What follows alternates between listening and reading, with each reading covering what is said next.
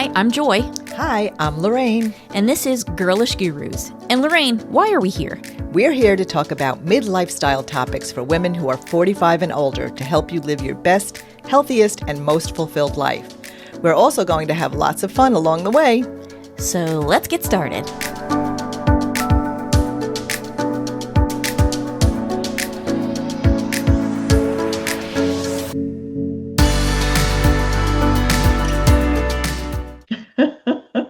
Well, you look beautiful, Stephanie. Oh, thank you, Lorraine. And Joy, it's nice to see your makeup all done. Well, actually, it's really not all that well done.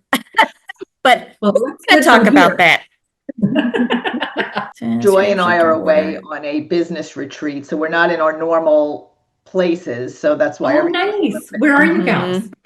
We're at Sunset Beach, North Carolina, on the coast. We're going to go to the beach this afternoon. Oh, nice. Supposed to be in the high 60s, so that'll be nice. Holy cow. Wow. I have a blanket of snow outside my window. So you say beach, and I'm like, what? Where are you again? I'm in Calgary, Alberta. Oh, that's right. Canada. Yeah. I forget. Yeah. Yeah. Sitting in the foothills of the Rockies. What made you girls pick North Carolina? Here it is. Well, we both live in North Carolina, so we're actually just about a little under 3 hours from the coast. It's wonderful. Nice. So it's a good way to just get away from the hubbies and actually get a lot of work done all at once. So we're here for like 4 days. So that's brilliant. 3 podcasts. Stay in the zone. Yeah. Oh, what a nice thing to do, you gals. So, somehow when this all got unplugged, and I'm having a disalignment moment here where I don't know what I'm doing wrong. Yay. Are you in? Are you in? You've hacked. You've passed the mainframe. You're in. I'm in the Zoom. That's all that matters. So, all right. Okay. So we're just gonna roll with it, and it may not screen record in gallery. We might just have to go speaker view, but that's okay with me. So, yay. Okay. Do you want me to? I can leave it this way. I can. No, I want you to speaker view. Okay. Okay, so are we ready or? I think so. Okay, I'm sorry. My mind I got to reorient myself back to not being irritated by this tech. Oh, but you know what? And inhale. Yeah. That's right. Yay. So, if you're ready, Lorraine? Sure. All right. 3, 2, 1. Welcome back to another episode of Girlish Gurus. I'm Joy. And I'm Lorraine. Oh, Lorraine, what are we talking about today? We have a special guest coming back with us, Stephanie Hrehirchuk. Today's episode is an important one because we're talking about something that affects far more women than most people realize, but is rarely discussed openly, and it's called vulvar lichen sclerosus. And this condition can be confusing, isolating, deeply emotional, and for many women, it comes with delayed diagnosis, misdiagnosis, or silence. And that's why I'm grateful to welcome Stephanie to today's episode. Stephanie is a writer, Qigong teacher, and women's wellness expert with over 25 years in health and personal development. She's also the author of the award-winning book, Lichen Sclerosus, Body, Mind, and Spirit Practices to Heal the Stress of LS, which offers a compassionate, whole-person approach to living with and healing alongside LS. Welcome, Stephanie. Hello. Thank you so much, Lorraine. Thank you, Joy. It's always great to be here with you, ladies. We're so happy to have you back. And actually, I was prompted to invite you to come back. Well, we always planned on having you back, but somebody, I guess, that read your book that maybe has been following you reached out to me on Instagram, and I didn't share this with you, and said, I found you guys because of Stephanie's book, because I'm absorbing everything about LS because I've been diagnosed with it. And I would love for you guys to have her back on because we talked about having you back on. And I'm like, thanks for the reminder. So right here, I'm so happy you came back. Oh, isn't that interesting? You know, it always amazes me that they consider it a rare condition. I don't know if they're considering it as rare condition anymore, but it always surprises me how many conversations I have with different women all over the world that have the condition. So it's fascinating that somebody, sort of gave you a nudge and said, hey, I have it. And we're all going to get together. And I had shared on the last episode that we had with you that I was diagnosed with it also after receiving your book. It was like a couple of years after I received your book. You had asked me to, because I think you were in my menopause group, and you had reached out and told me you wrote this book. Would I mind reviewing it for you? And I just found it fascinating. I had never heard of lichen sclerosus before. And then 2 years later, I was diagnosed with it, and I wasn't surprised. I knew about it. I had read, your book, and so I had a little bit of education about it at that point. So it was very Isn't that helpful. amazing? Yeah. And it's so interesting because often, we think you're writing a book for the information, to share information. But in this case, it really is about sharing and spreading awareness, right? Because it is so misdiagnosed, like you mentioned in the intro. And if more women are aware of it, then maybe that misdiagnosis time can be shortened and women can get to treatment and management earlier. Yeah. Well, I myself have never heard of it before. And I'm a postmenopausal female. And of course, whenever you go through menopause, you experience changes in your hormones in your body and et cetera. We have talked about that at length. But this is one that was new to me, I have to say. So for me, and you did make a comment there that I think is very important. A lot of women's health issues are swept under the rug. They are not addressed by the medical community and historically have not been addressed by the medical community. So I think it's incumbent upon us as postmenopausal women. We got to drive that narrative and that conversation. So I'm interested to hear all about this. And again, this is something that we tend to not talk about, right? What are you going to do? You're going to get with your girlfriends and say, how's your vulva? How's your vulva? How's Tell your me all vulva about it. doing? We Let's need to hear. do that. We do. And we've come so far in breast health, and it's like, okay, now this is like the last piece, right? Now we're talking about vulva health. And you made, an interesting comment, Joy, in that, women's health. And I was chatting with a health professional. She's an alternative health professional the other day. And she said, when you start menstruating, suddenly everything that's wrong with you is blamed on menstruation. Yep. And I said, but when you stop menstruating, suddenly everything that's wrong with you is blamed on menopause. And so it can be hard to get diagnosis because, for 4 years, I was patted on the head and said, it's just menopause. It's just menopause, right? Mm-hmm. It's just menstruation. So there's this mystery, this huge mystery around, women's health, which we're demystifying every day. Yes. Well, let's start from the beginning because I'm sure there are women who are hearing this for the first time, like Joy did when we discussed it on the last episode. So what exactly is vulvar lichen sclerosus and why is it so often misunderstood or misdiagnosed? Yes. So vulvar lichen sclerosus is a chronic inflammatory skin condition. Okay, and that's the important piece to understand. And again, there can be confusion around it because people want to know what caused it.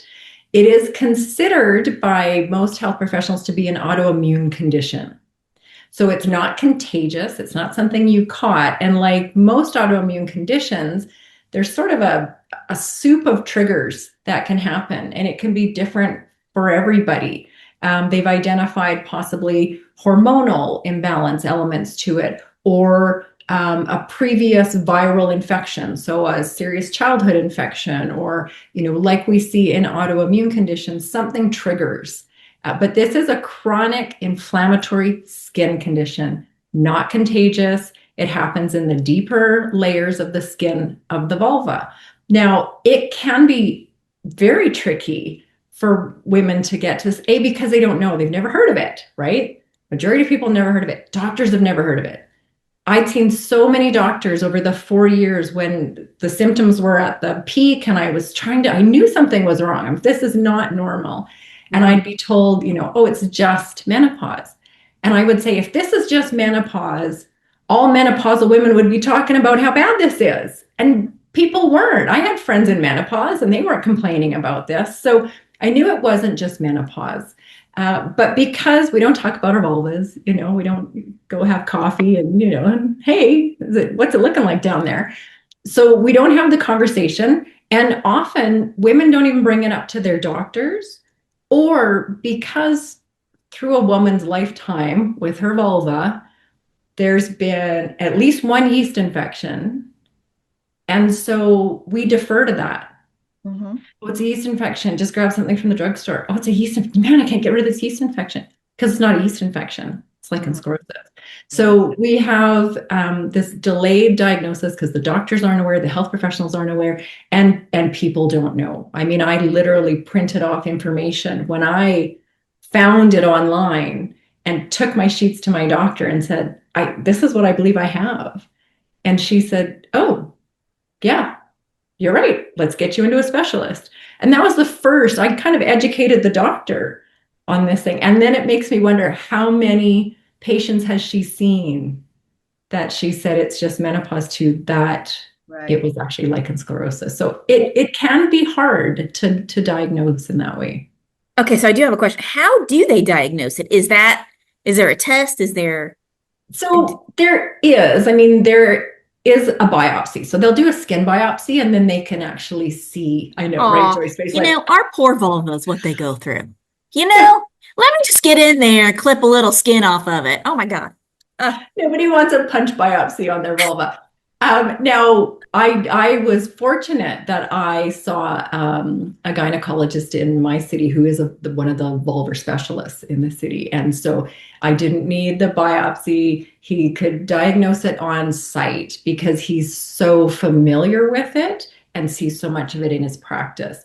And so there are doctors who can diagnose on site, or it can be confirmed with biopsy. Yeah, my doctor confirmed it on site.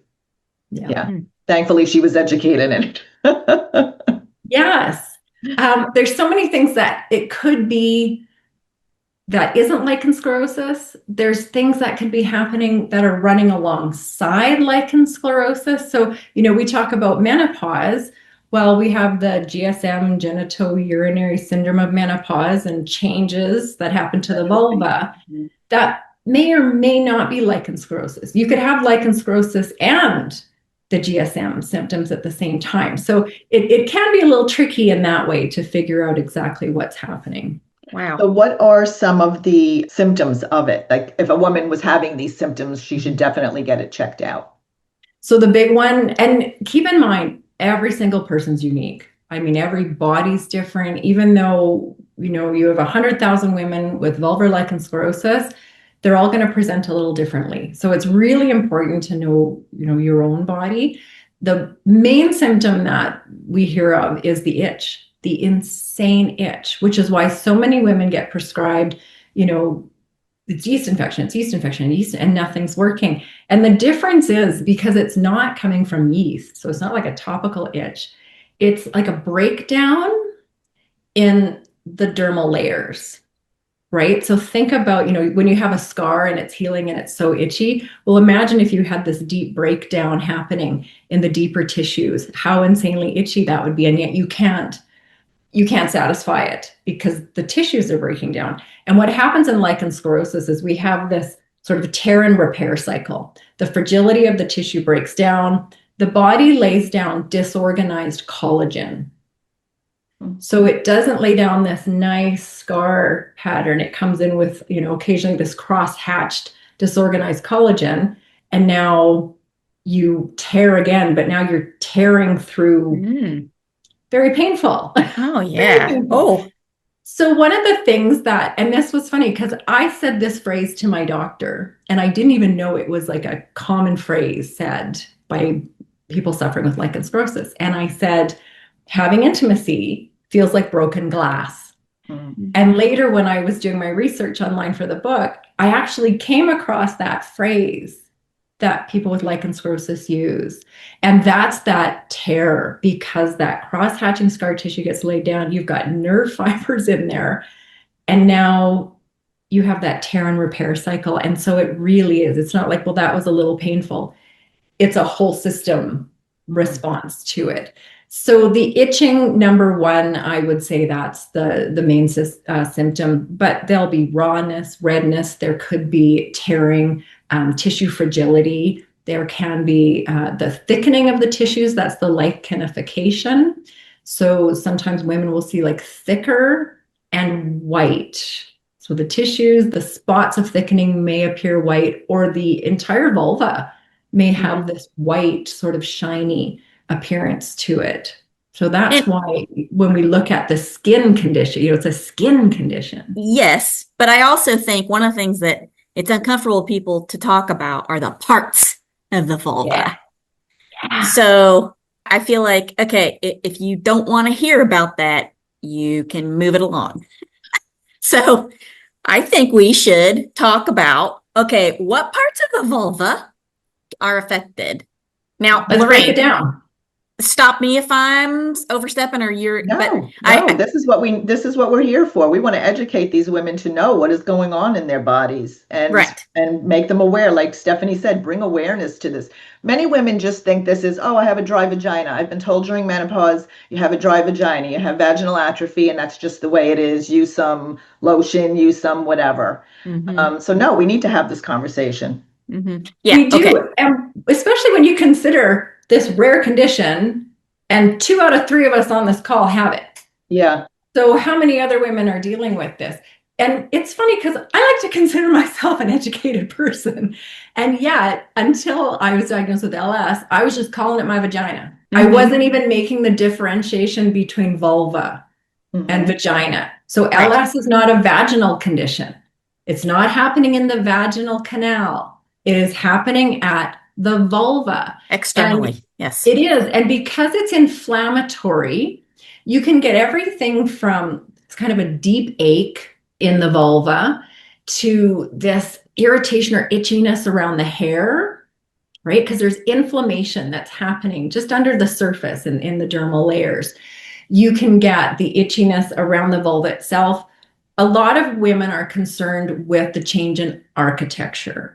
This is a big one we see where the outer labia, you have the outer labia and the inner labia, and all of a sudden, it's like the inner labia are gone because they have there's fusion that can happen. So we look at the clitoris and the clitoral hood can fuse. So the scar tissue again fuses over the clitoris. So the clitoral hood fuses down. Or we can have what's considered absorption. I'm not a doctor, people, so do your own research.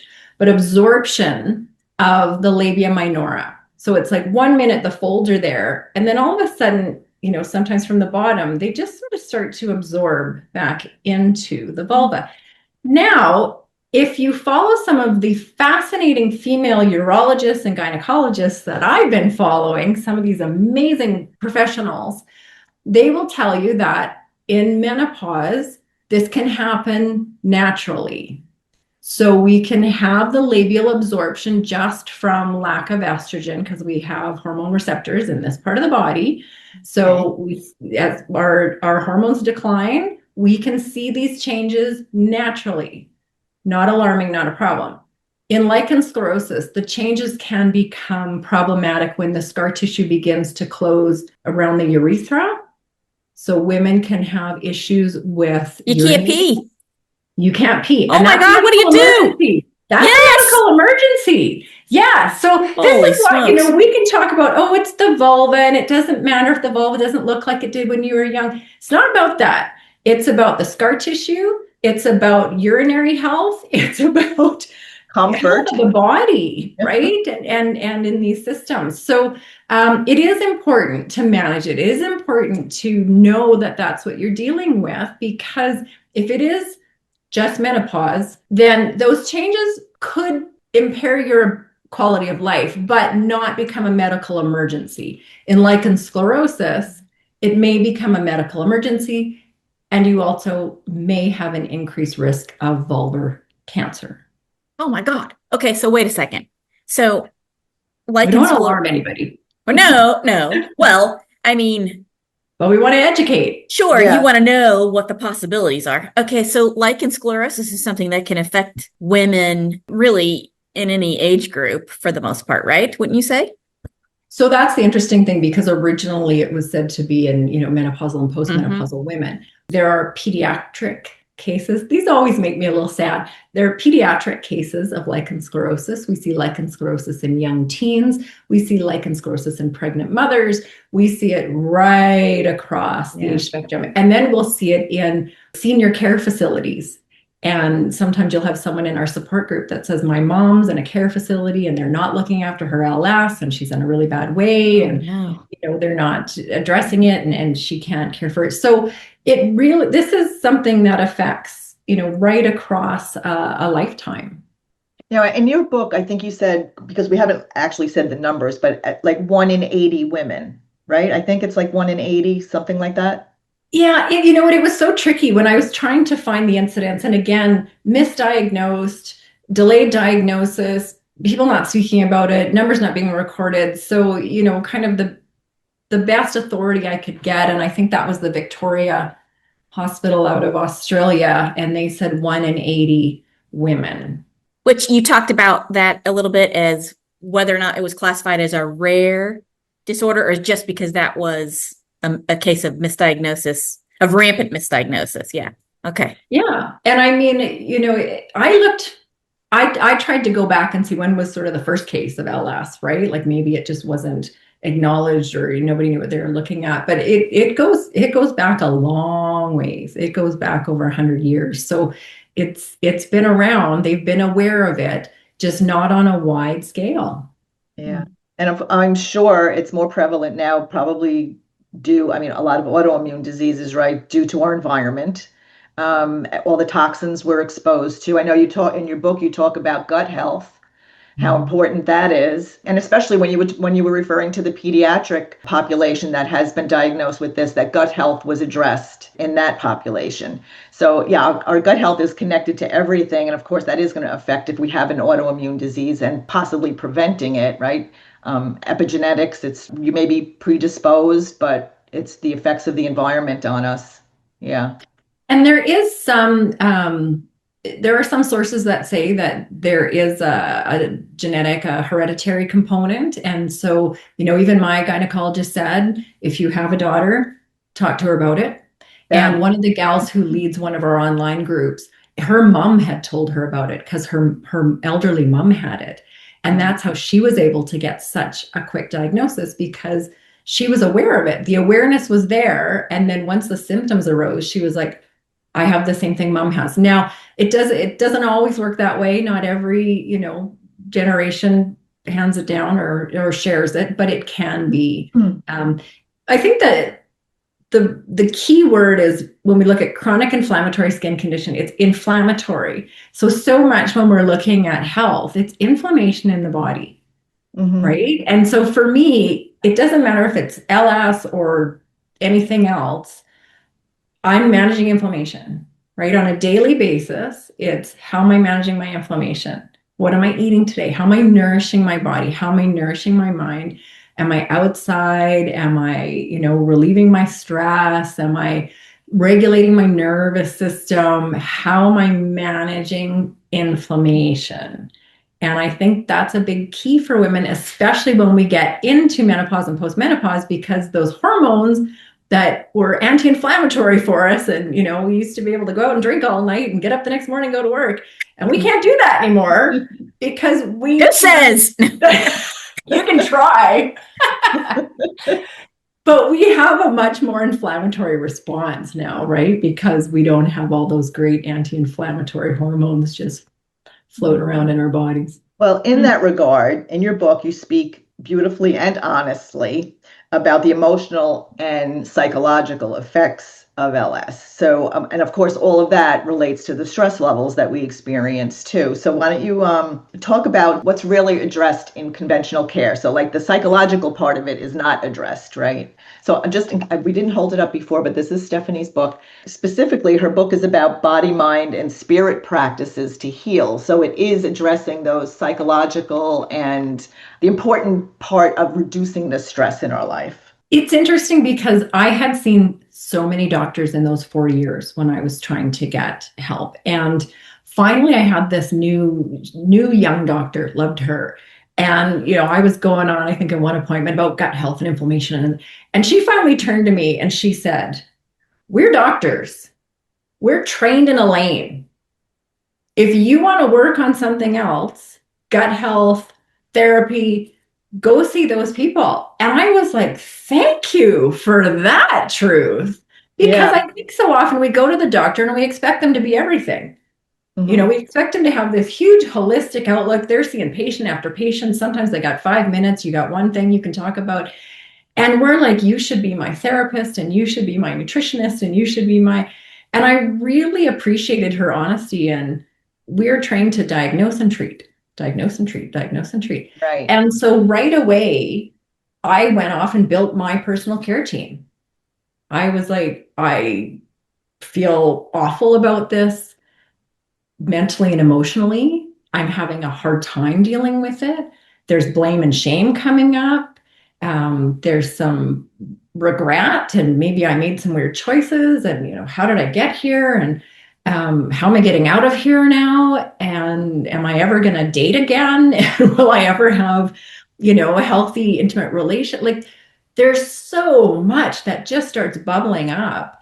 And then on top of that, my logical mind's in there going, well, let's look at gut health, and we should manage some stress, and how about some qigong, and what are the meditations we should do? There's all these parts. And so I got to work supporting the whole container that is Stephanie, and going, okay, I need a functional nutritionist. So let's find that person, because I want to know more about gut health in my specific case. I need a therapist because I got to talk to somebody about this. And so found this great therapist, and I'd go and chat with her. I need my Qigong teacher in there, and I need to do my practices. So I think we expect a lot from the medical system, and we have to appreciate that everybody has their training, right? I mean, I was a personal trainer for years, and I was a weight trainer. I mean, my specialty was in women's weight training. And people would come to me and say, can you help me train for a marathon? I probably could, but that would be a disservice to you. So I'm going to refer you on to someone who specializes in that. So we need to look at our whole health in that same way. Who do I need? I need my gynecologist, my pelvic floor therapist. I need my therapist or psychologist so I can work through this. I need my meditation practices. I need my nutrition. Whatever you need to build around you that feels nourishing for you is the container you need to create, because there is a lot of mental and psychological, emotional that comes up, and that can really run that inflammatory stress wheel. And so we need to take care of that piece, right? Because if we can calm this down, then we can calm the body down, and then we calm the body down, and then we calm this. Right. And then they just keep dancing together. Yeah. And all of those things that you talk about become just a natural part of our life, which I love. Like right now, people are probably feeling like overwhelmed. Oh my gosh, I have to get like all of these different people.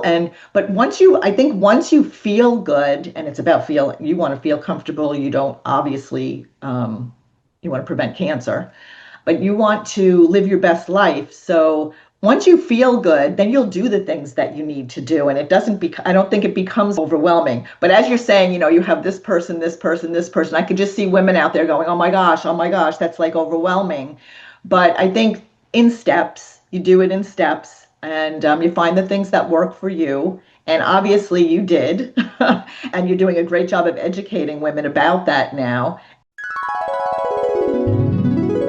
Hey Lorraine, don't forget, it's time for us to schedule our Lifeline screening appointments. They're 5 simple tests to help us keep on top of our heart and bone health, which is important for women over 45. Yes, Lifeline Screening has been the premier provider of preventative health screening for over 30 years. In that time, over 10 million people have had screenings to detect their risk of stroke, cardiovascular disease, and other chronic illnesses.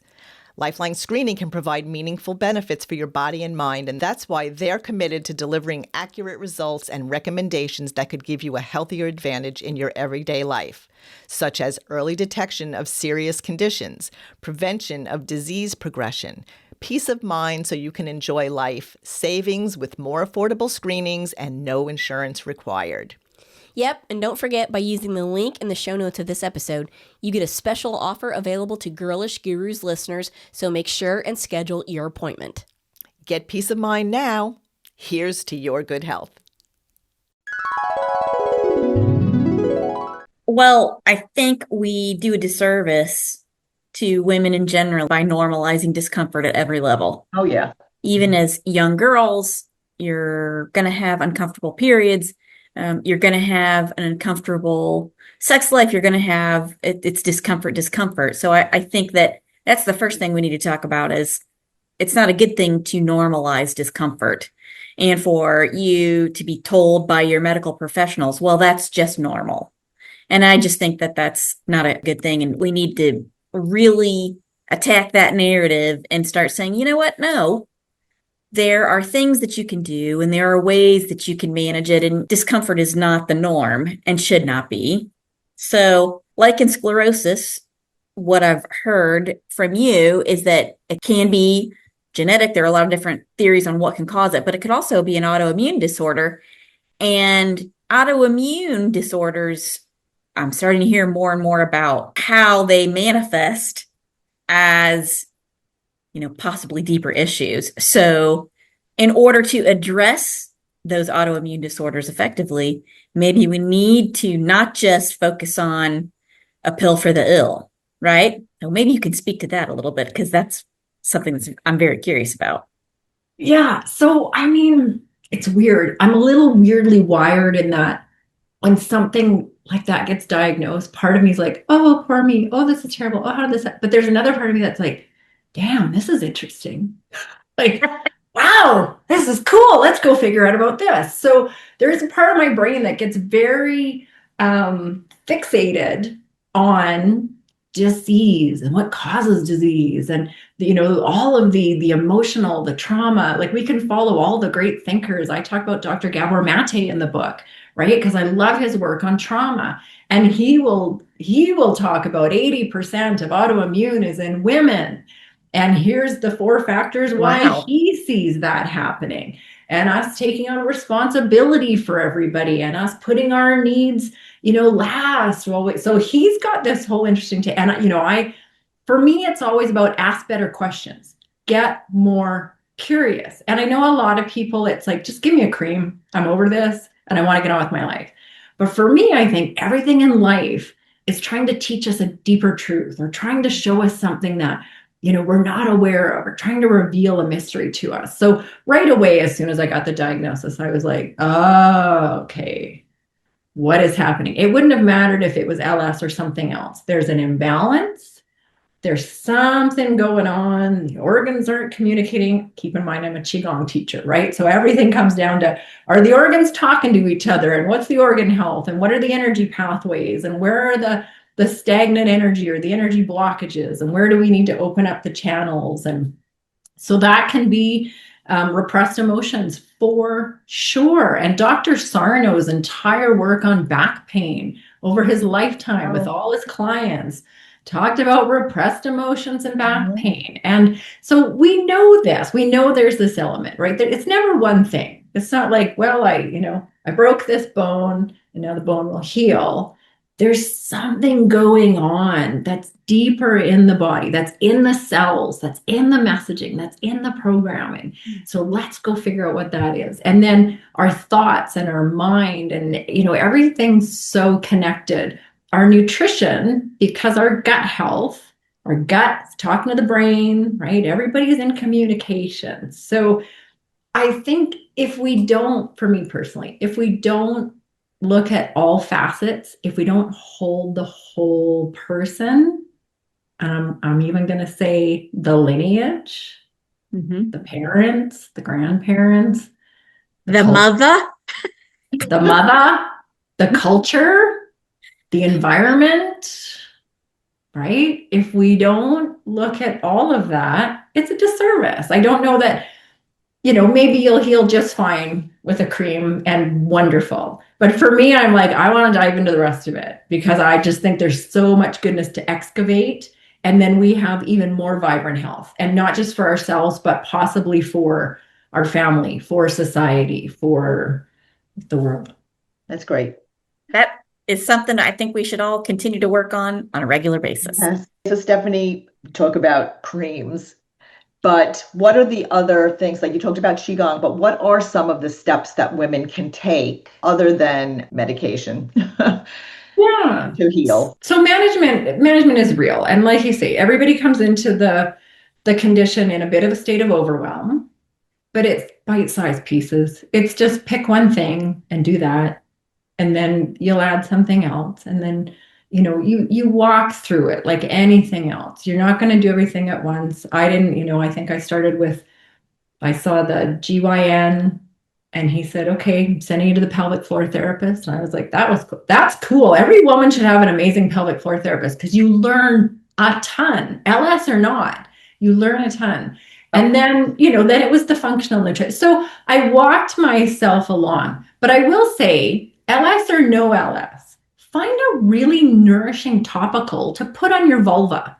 When we look at all the face care we do and the lip prep and the eye prep and all the, and we love it, and the décolleté, it's so nourishing, and our hair gets an oil, and, we feel so good.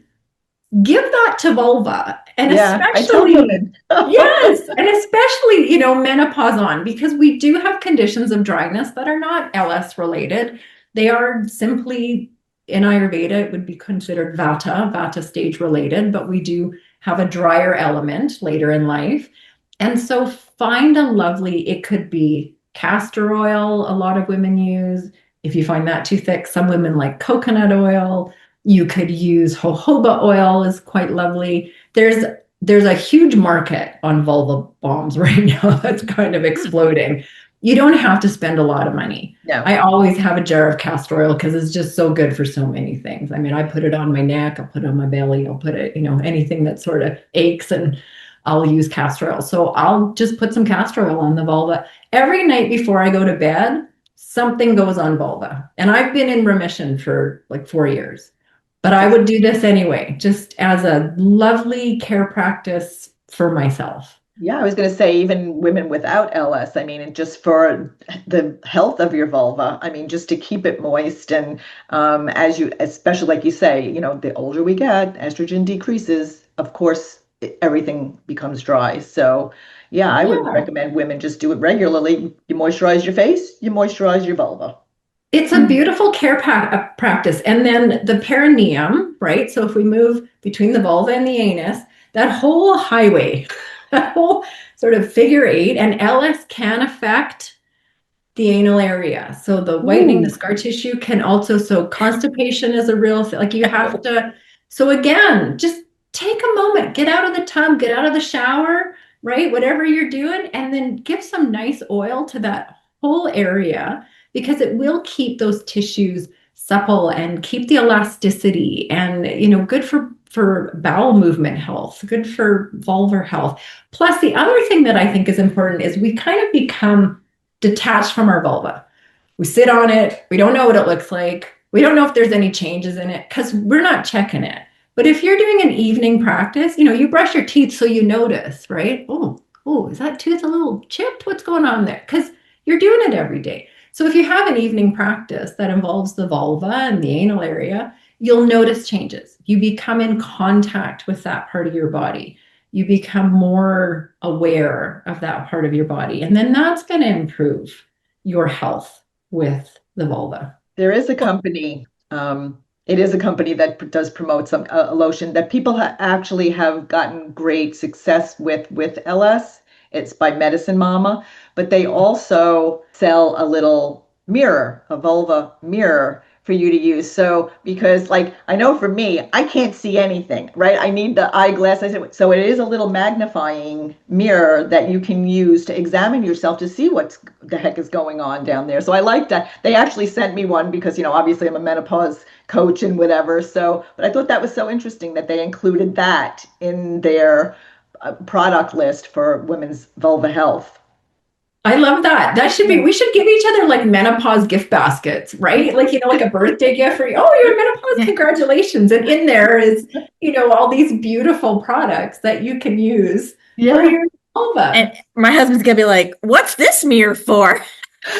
What are you doing in there? Well, they say at the end, when you first become postmenopausal, they said you should have a white pants party. So we should put the basket together for the white pants party. These are the things you'll now need in your life. Yes. And we even have, because they suggest monthly mirror checks, monthly vulva checks. And a lot of ladies in our online groups are like, oh, I never do it. I don't get around. I have good intentions. And so they're talking about now setting like Facebook events. The 30th of the month, we're all checking our vulvas. And I'm like, that's fantastic. Yeah, it is. Boy. Yeah, I mean, you do it for breast exams, so why would you not? And there are comparable conversations about getting your prostates checked and things like that for men. So again, we don't normalize it. We don't talk about it. We don't tell our daughters, you need to know what that looks like. And so when there's a change, you recognize it. Part of the thing that happens with not discussing it and not normalizing women's health issues is we're not aware of it. We keep it quiet, right? We don't talk about it. And in my opinion, I think just like anything else, that could potentially lead to isolation. Can you talk a little bit about that?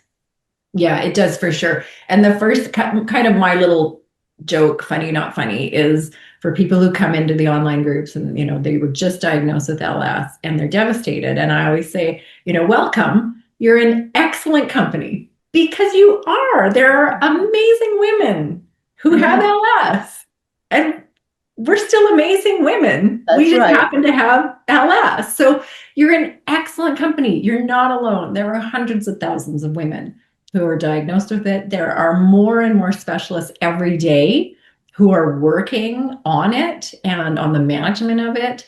And women are supporting each other and sharing things. The thing I think is important to understand is it's not your fault. It's not your fault. You didn't cause it. Just take that one right off the table. You didn't do anything that caused the LS in your body. So it's not your fault. It's not contagious, and you're not alone. You are in excellent company. And there's so many beautiful, nourishing ways to manage LS. You've shared quite a few of them, and we highly recommend that everyone gets your book. Even if you do not have LS, as I had it, I had the book before being diagnosed, but this way you can make even other women in your realm, in your world, aware of it, just to be aware. Because honestly, if you are a postmenopausal woman, you're not really going to know if what you're experiencing is just normal, atrophy, vaginal dryness, because that's all I thought it was. I honestly thought I had a yeast infection and took all the steps to try to clear up my yeast infection. I was using pH strips. I was using whatever. And finally, in the back of my mind, I had an idea that possibly it was this. And sure enough, when I went to the doctor, she said, yep, that's what you've got. So it actually eased my mind because I was a little bit nervous. Nothing was working, And so I'm like, okay, what is going on here? So the fact that she explained that that's what it was to me, and then I then could take the steps to address it, helped me. It was so beneficial. Well, and that's the important part is, we talk a lot about the overwhelm of diagnosis, but let's look at the empowerment of diagnosis. Because for 4 years, I was flapping around in the wind. Well, you start thinking, am I nuts, right? Because everybody's looking at you like, what's your problem, lady? You're just in menopause. And no relief, nothing's working, like you said, Lorraine. And then all of a sudden, what's in a diagnosis? Some empowerment and relief, because now you have a plan. Now you have support. Now you have a path forward. And I had your book. And you had the book already. I mean, come on. That right there is empowerment. Yeah. So Stephanie, what inspired you to put your research into this book? Was it the fact that you wanted to educate other women? Was it your own healing process, a combination of everything?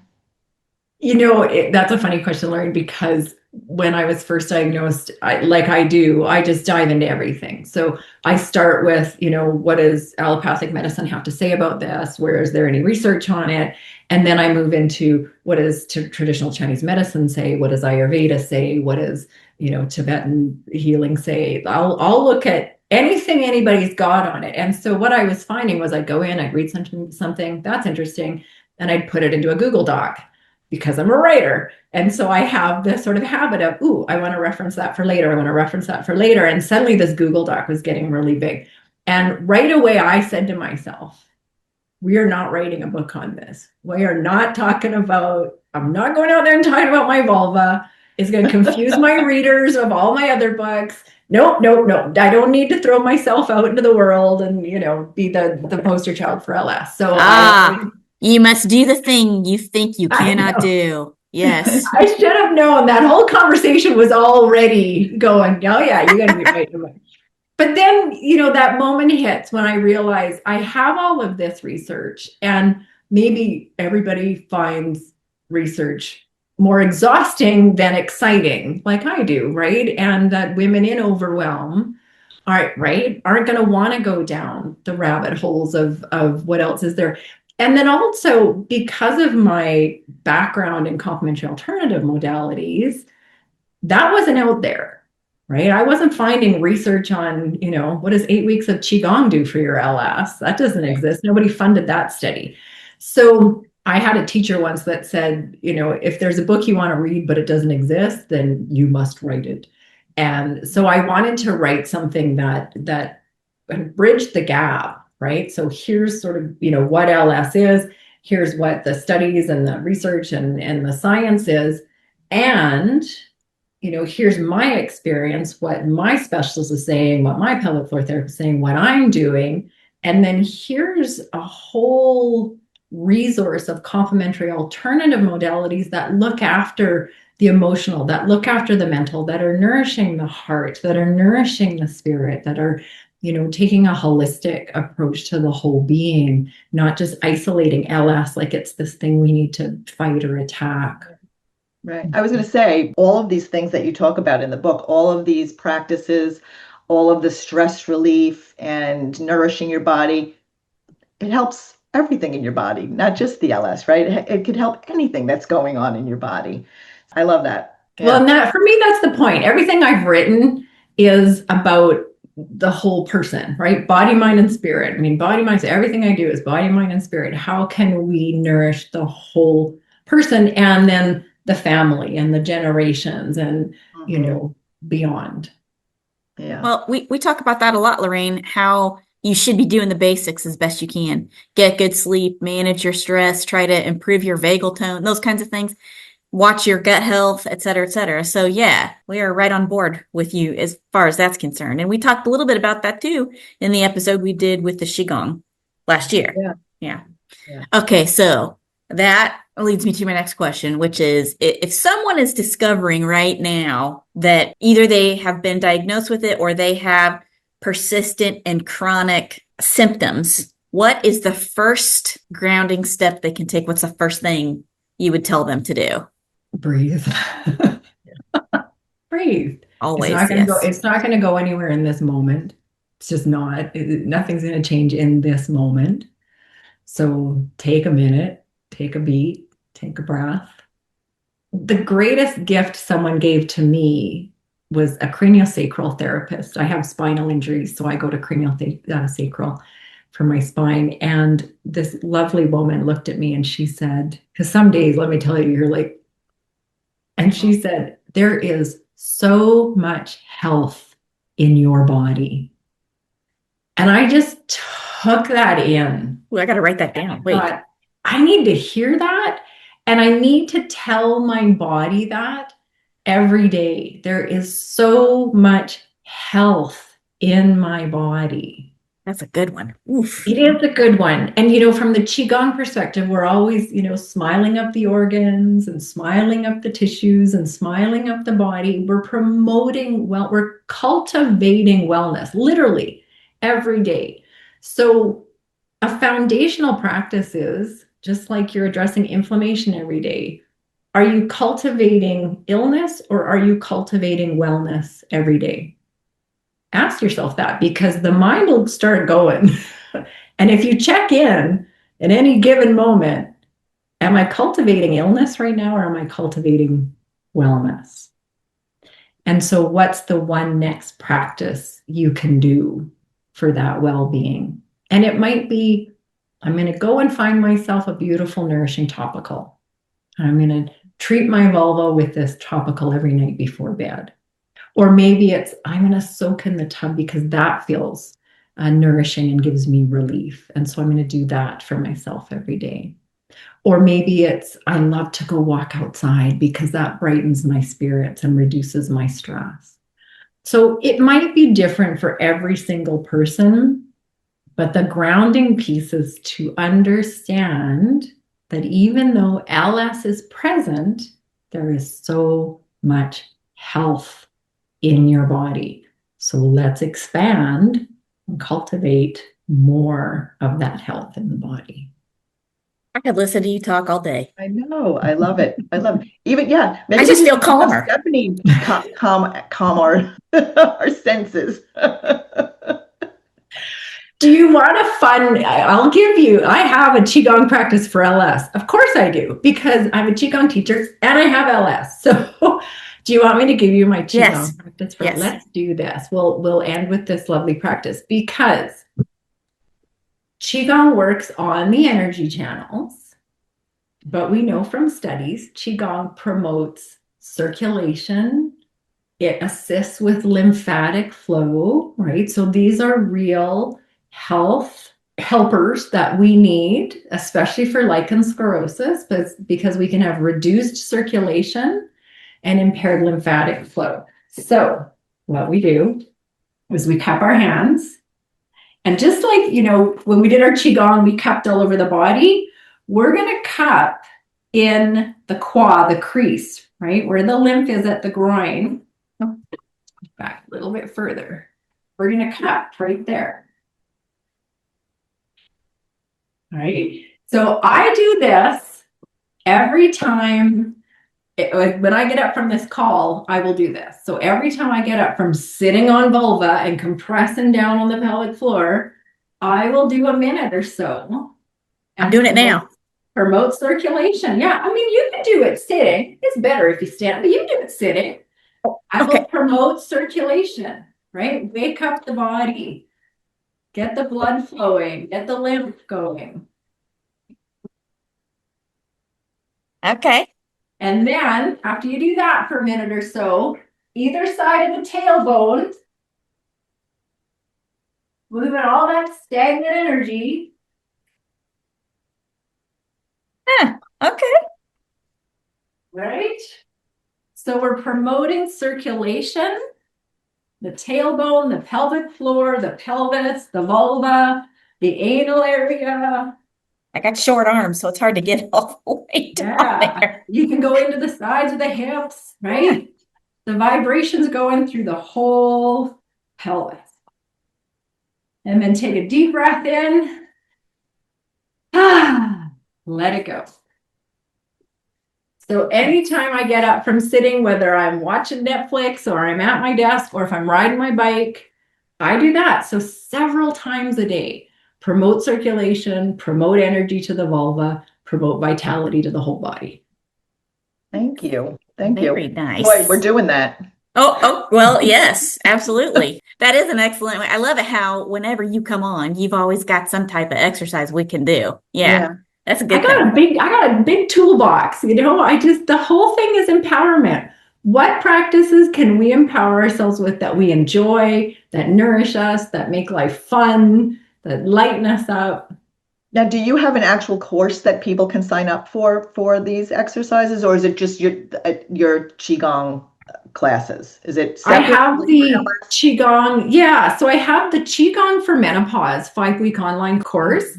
People can sign up for that. And in there, I've actually put in the video for vulva health. So the cupping, and then there's actually an additional practice that we do for the perineum.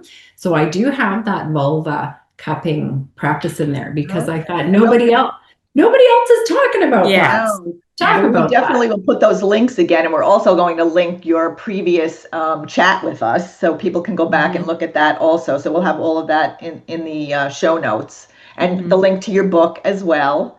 There was another book. Right. So the one I did previously we talked about was the Life Force Blueprint. Okay. And the LS book is, you're symptomatic, you've just been diagnosed, you're overwhelmed. How do I work through this? How do I care and support for myself in the process? That's a great book. The Life Force Blueprint is a really good book to declutter your mind, declutter your life, figure out where your energy is leaking, sort of what's creating stress in your life, and simplifying your life and nourishing yourself. So once you've got your LS managed, then it's nice to go and look at, okay, now how can I, figure out the rest of what's going on in my life. So we'll put both links there for Sure, absolutely. both of the books. Yeah. Yes, for sure. Now, before we sign off, I think the last time we had you on, we asked you a few questions. Well, we have recently updated those questions. So now's your chance. You're on the hot seat here. Okay. All right. Love it. If your 80-year-old self could whisper something to you right now, what would she say? Stop worrying about it, girl. It all works out. Okay.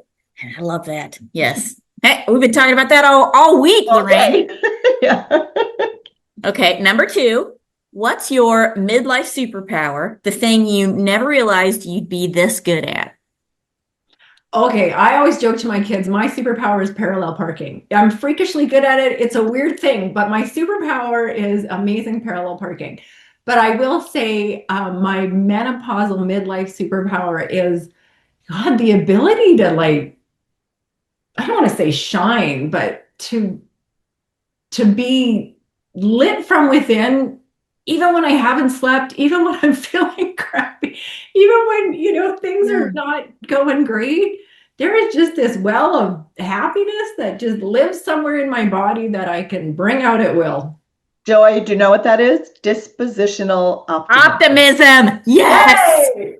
Okay, we just did an episode on manifestation from Dr. Doty's book, Mind Magic, and that is exactly what he talks about. Dispositional optimism. Stephanie, and it is. Look at you. I mean, we've had you on twice now, and you are lit from within, truly. I wish you could bottle that and I could have it, I'm working on it. Wow, that's amazing. Okay, last one. We have a few more, but we're going to stop at 3. What's something you've stopped apologizing for? Oh my God, living.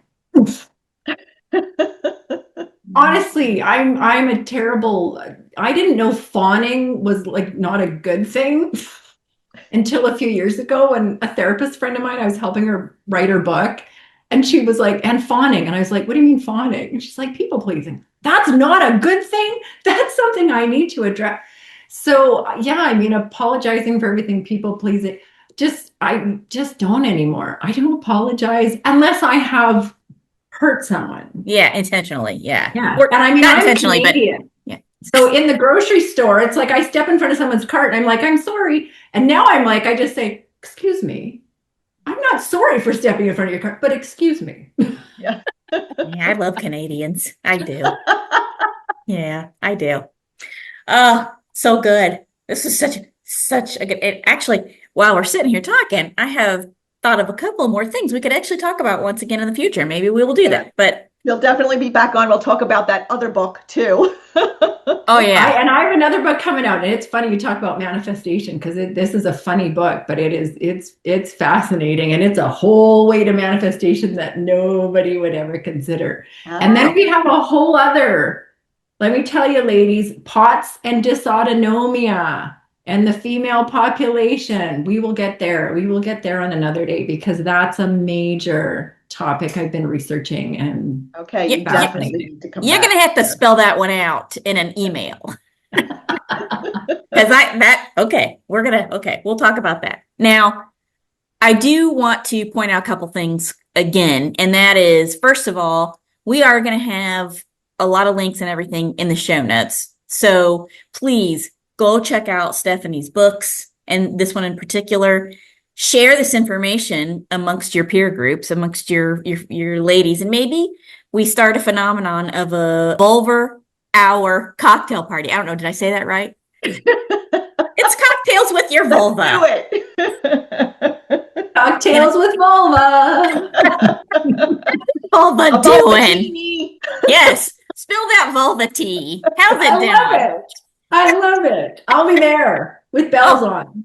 Stephanie, thank you so much for coming on, for your courage, all of your education and your research, and just for being here again with us. And we look forward to having you again on when you finish your next book. Thank you so much, ladies. And thank you for continuing to inform, inspire, entertain, and empower women in their menopause years and beyond. Oh. Yes. And make sure you check out the extended video version of this episode on YouTube. Please give this episode a like, a share, and subscribe, because that lets us create more fun content like this for you and everyone who's listening. And thank you so much for being here. And we'll see you all in the next one. Bye. Mwah. Okay, don't hang up. Lorraine, Stephanie, do you have a copy of your book right there? Yeah. And Lorraine, you have a copy of it? Okay, this is for the thumbnail. Hang on a second. Hang on, I gotta find it. I've got my computer sitting on it. I have a stack of books under my computer. Where'd you go? To the bathroom. She's going to check out her vulva. Hey, yes. That's right. Okay. Oh, Wait, should I pull the tag off of it so it doesn't get in the picture? That's okay. The tag will be from behind. Okay. All right, like this. Okay. And then, all right, I'm going to do a screenshot, okay? So nice big smiles. Yay! That's awesome, Joy. That's so funny. Wow. We covered a lot there. That was phenomenal, ladies. That was excellent. Thank you. It's awesome. Wow. Awesome information. Yeah, just mind-boggling, but so good. You're so fun to have on. Yes. Yes. Oh, well, thank you, ladies. And Lorraine, thank you for circling back to LS. Yeah. And you can thank, oh my gosh, I have her name somewhere, but I'll share it with you in an email. She sent me the message on Instagram and I was like, wow, I love when I get messages like that, because it's like, oh, we're making a difference. Like, people are making a difference. Yes. They're actually listening. That's why we're doing it.